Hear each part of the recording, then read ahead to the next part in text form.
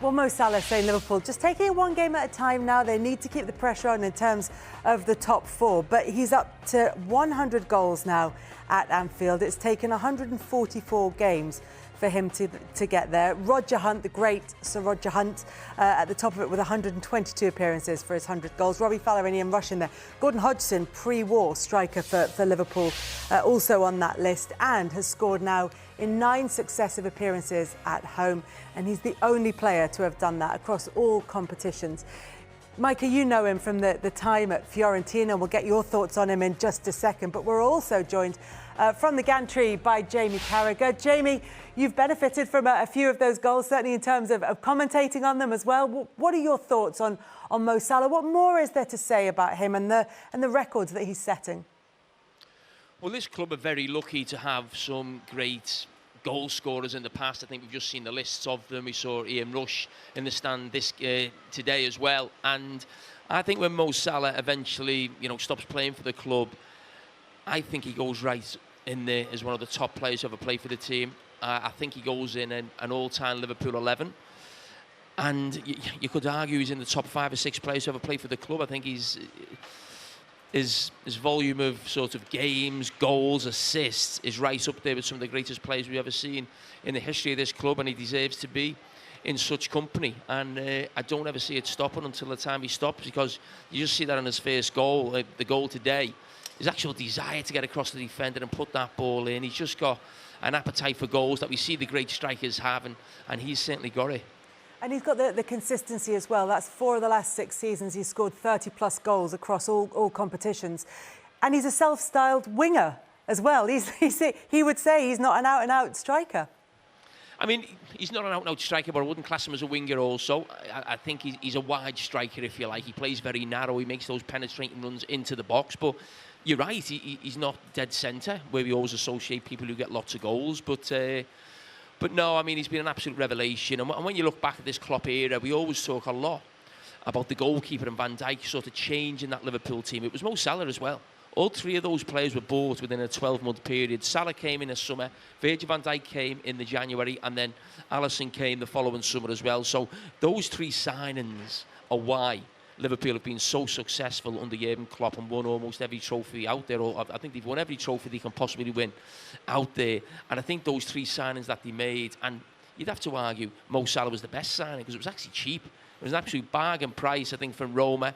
Obviously, Liverpool had to pay big bucks for the other 2, but for Mo Salah, it was an absolute steal. And he'll go down as not just one of the greatest players to ever play for Liverpool, but I think one of the greatest players we've ever seen in the Premier League.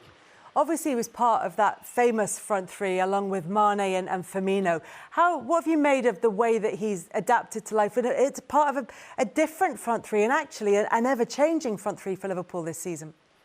Yeah, players around him are changing. That front 3 had to be broken up at some stage, but he was the killer in that 3. He was the one who got the goals, and I don't think he's had to adapt too much. If I'm being totally honest, I think he's got his role, and other players have to adapt around him.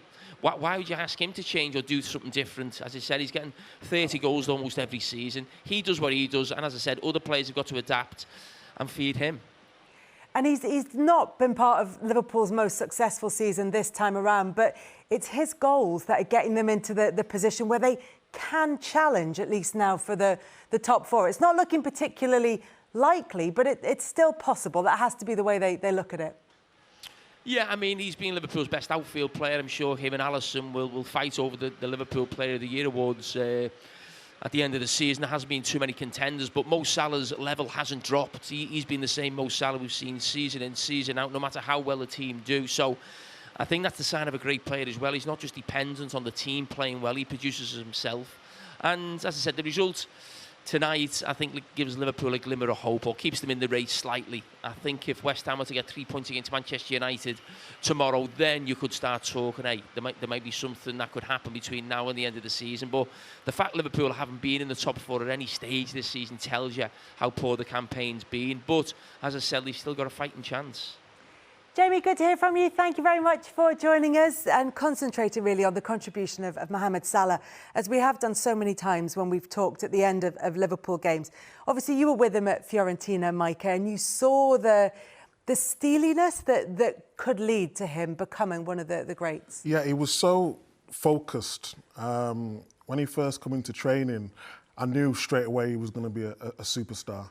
Obviously, it didn't work out for him at Chelsea, but it was just the way he used to press, the way he used to look after himself. When he used to get in front of the goal, it was just a guaranteed finish. I remember he scored an amazing goal against Juventus in the Coppa Italia, when he ran through about 5 players. And I just knew he was going to get to these levels as long as he went into a team which could play to his strengths in terms of when he makes the runs and the delivery that gets to him. He was always going to score the goals, and I just couldn't believe we had a player of such talent there. I just couldn't believe one of the big clubs at that time didn't take him and we got him. So to see what he's doing, it's just brilliant to see, and to keep that level. So many times we talk about players and have 1 or 2 good seasons, and Liverpool have not played the best this season, but his levels really have not dropped. Yeah, it's not 40 and 50 goals, but he's 30 goals in a team that's struggling. It's just amazing. It really is. You talked about playing to his strengths. What do you think they are, and why did it click for him at Liverpool? Having had false starts at Chelsea, did well at Roma, which is why they bought him, but didn't really seem to hit his peak until he was in that front three. I think it was the relentless high press style of play. So the way Liverpool, the way they set up, and them three, Firmino, Mane, Salah, were always brilliant together. But it was the way the team wanted to get the ball back so quickly, then it allowed him to make the runs. And we see the likes when you got Robertson and Trent down that side. He was always going to fit the way, and he's got the manager. We have to give some credit to Klopp as well for the way he utilised him. So many big players go to so many teams, and it doesn't quite fit. But I think it was a perfect fit for Klopp and Salah, just because the way they train and the way they play in terms of intensity. Jamie, Mike is right that sometimes there is just a perfect fit waiting for a player to arrive, and the club is waiting for that player. Is that something, that kind of synergy that you see between Salah and Jurgen Klopp's Liverpool? Yeah, great recruitment, which is what you need as a manager. I think the way that the game changed, I think when I think about inverted wingers, Messi did it. He was one of the first to play on the right when he's left-footed. He'd cut in and cause you so many problems. And now we only really see wingers doing that. But to have someone that is so decisive in front of goal, that wants to score. And I think that's what sets them apart. I think it's a great example for young wingers, because I see so often now young wingers, they'll maybe cross it into the box and they'll stand there and admire it. Once that ball's gone into the second phase, the first person that wants to get on the end of it is Mohamed Salah. And that's why he's got so many goals. I think, he got 137 goals in the Premier League. I bet he's 100 of those are just getting between the whips of the post. It's magnificent. It's brilliant at what he does.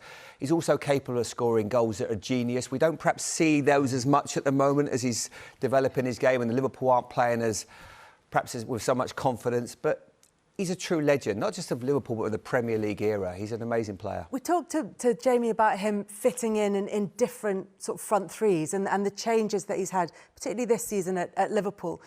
But the movement of Trent Alexander-Arnold into, at times, that midfield role, does Mo Salah benefit from that as well, from the shift of him to a more forward-looking position? I wouldn't say that he necessarily benefits, because Mo Salah, it doesn't matter how you play, he scores. He's not going to score more goals because Trent plays in that area. I think it just doesn't matter. I actually feel no matter what team he plays in, he will find ways of scoring. He's proven that. You can talk about with Firmino used to come deep and then he'd make those runs, he can score that way. Even at the moment when if they played an out-and-out number 9, he would still find ways. He is just so hungry to score goals, and you're born with that. You can't teach it.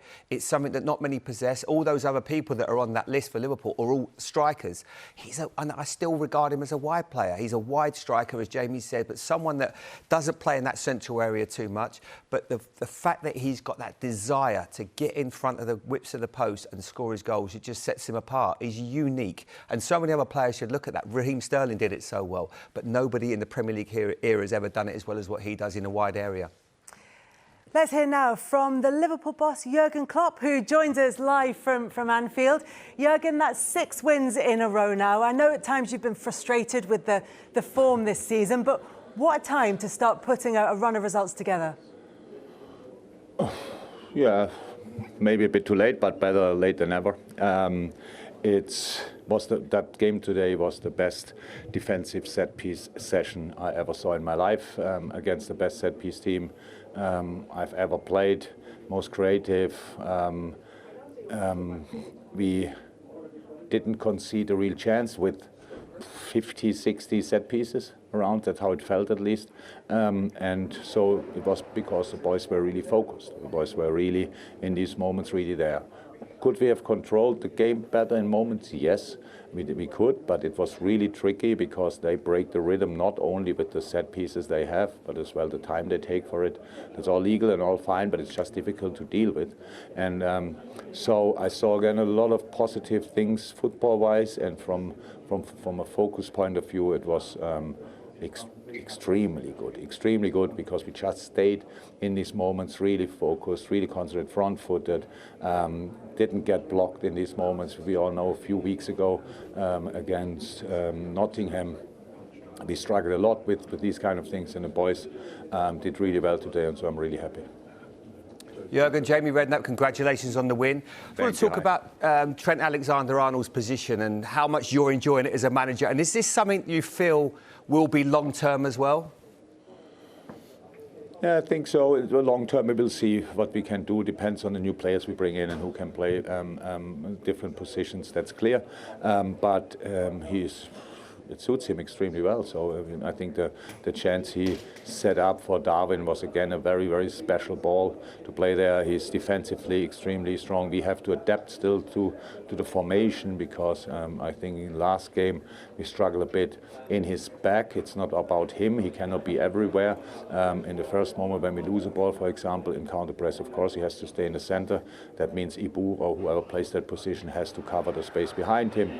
There we were a bit passive the last game, but apart from that, Trent played now pretty much all minutes since 6-7 weeks in a super intense period with games every 3 days, and for that, it's outstanding what he's doing. Mohamed Salah, Jurgen, where does he rank in terms of your signings? You've had some good ones. Is he up there with the best?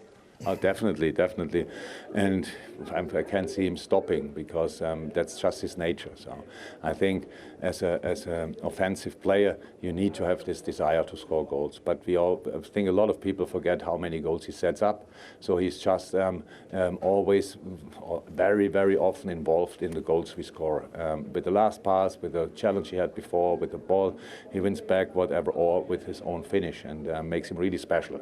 But we all know, when he sits in a few years in a studio and works as a pundit, everybody will then finally know how good he was when we were all watching him. But sometimes, I don't think for the Liverpool supporters, but for a lot of other players, don't appreciate people enough when they are still playing. And for us, it's clear he's an all-time great. But in a moment, he has to work extremely hard to help us, and that's what he's doing. And so, yeah, I know he's proud of what he achieved today. Again, 30 goals. Don't know, first player who scored in 9 consecutive home games or whatever. All really special, and the numbers are anyway outrageous. Obviously a crucial goal today as well in that victory against Brentford. It means that you move to within a point of Manchester United. I know Liverpool have played a couple of games more. Is the aim here to make sure that if anybody above you, if Manchester United or Newcastle slip up, that Liverpool are ready? No, of course. That's always good. Imagine they would. But I don't think they will, but imagine they would, and we would not be there. That would be then really, we would really regret that. So, but apart from that, if United wins the 2 games in hand, then they are 7 points away, and it's pretty much done. That we all know that. And everybody, maybe people forget a little bit Brighton. If Brighton wins all their games in hand, which when you see them playing is absolutely possible, they are above us. So it's just an interesting period. Always, it's a bit more exciting than probably a few teams wanted. For us, it's good that we could get in that region of the table again. But we have to make sure that we keep the teams behind us, because they are coming obviously as well, and not only Brighton, but Aston Villa and Tottenham won today. So nothing is decided, and for us, and that's good. So we have 3 games to go, and now finally a bit longer break, which is very helpful. You could see that today. Brentford with a full week in between the games. We played 3 days ago. It's a massive difference, especially in the latter stages of a game. So the boys fought through it, and I'm really happy about that. Jürgen, thanks very much for coming to talk to us. Appreciate it. You're welcome. All the best. See you. Bye-bye. Thank you very much to Jürgen Klopp. And interesting to hear him talk about the position that Liverpool are in, that it's not in their hands, but not just looking up the table and trying to catch Manchester United and Newcastle, but also looking behind them with wins for Tottenham and Villa today, for Brighton in midweek against Manchester United, which ironically opens things up for Liverpool in front of them as well. But they've got themselves in this position thanks to their last 6 games. They've won all of them since that game against Leeds by a scoreline, by a difference of 1. Different scorelines, but just by that margin of 1. And they've only got 3 games left. We're at that stage of the season. There's only 1 home game coming up against Aston Villa as we get into that final stage of the season. So Liverpool have got themselves into a position where they are just a point behind Manchester United, but they've played 2 games more than both Manchester United and Newcastle United. How likely is it? Micah, I think you're a little more confident for Liverpool than maybe Jamie is. I'm a little bit more confident because there's no pressure. They're not expected to finish in the top 4. Jamie made a good point where they were probably, 4 months ago, so many points behind. And now you just play with a little bit of freedom. And the good thing about Liverpool, they're not playing like Liverpool of old, but they're still getting over the line. The clean sheet was massive from today. So I think they can just go into every game full of confidence and see what happens. Sometimes it's just better to chase rather than have the points on the board psychologically. It feels as well, Man United have got a game, I think, is it West Ham away their next game. That feels almost like it's a season right there for them. If they win that, I expect that they'll just have that, they'll get it going. Away from home, they've had so many problems, against the top sides, that is. So it feels that is such an important game. If they were to lose it, then Jurgen Klopp's right. Liverpool just have to be ready. They've got 3 good games: Leicester away, Villa at home, and Southampton away. They're games that you would like. Manchester United aren't too bad either. Right, this time of the year, you're looking for teams that haven't really got a lot to play for. They've got 5 games left, and realistically, they need 9 points from them. So it'll be, especially with the position that they were 4 weeks ago, for them not to get top 4 would be, incredibly disappointing. They've still got the FA Cup to come as well, Manchester United. But I think the thing is, for Liverpool, no matter what happens, there's some momentum and there's a bit of a feel-good factor again. And what has been a disappointing season, there's things to look at, there's things to be, I think, infused about in terms of, Trent Alexander, what happens with him next year in that position. Do you make him a midfielder full stop? Or do you say we're going to carry on with that, where he comes in and he plays in sort of both positions, if you like? I would like to see him almost play as a midfield player. I think you take a lot of risk playing that way, and to do it throughout the season, I think you leave a lot of space. And there's been, at times, I know they've had 2 clean sheets, but the other teams have had a lot of opportunities to score against them. But it's still good to see that you're trying to do something different. You're trying to get the best out of a player. I know Micah's a fan of it. You played as a right back for a lot of your career, and you seem to think it's working a treat for him. Yeah, I just think it takes that responsibility off at times, because when they're defending, they're still actually going to the 4 shape. It's when Liverpool get on the ball, he comes right into midfield. And when you've been in a player where people are constantly questioning what you can't do rather than you can do, it does play on your mind. And, the last 6 games, they should have had another assist today. Would have made it 7 in 7 games. For Nunez. For Nunez. But it just gives you that confidence, like, well, let's talk about what I can do. And when he's in them midfield areas, it allows him to do that a lot more. I understand what you mean about full time. Probably to get someone a bit more defensively stable in there so he can do what he's... But I think when he's going from a fullback into midfield, the game opens up, which creates the space. Sometimes when you're playing just a midfielder, someone might just man-mark you. Yeah. So I think what they're doing there is really intelligent, and I think it's helped the team massively in this run that they've had on the last 7 games. The other thing that has helped the team